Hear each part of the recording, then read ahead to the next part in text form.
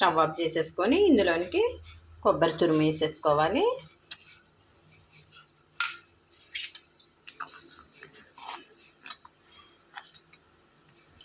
ఇప్పుడు తాలింపు వేసేసుకోవాలండి. స్టవ్ వెలిగించుకొని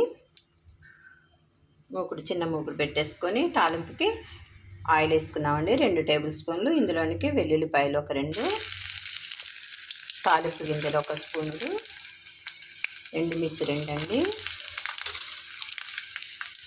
ఇంగువ కొద్దిగా కరివేపాకు వేసుకొని చారులో పోసేసుకోవాలి. రెడీ అయిపోయిందండి. సులువుగా, ఈజీగా, టేస్టీగా ఉసిరికాయ రసం. అదిరిపోయే వాసనతో, అద్భుతమైన రుచితో, ఆరోగ్యకరమైన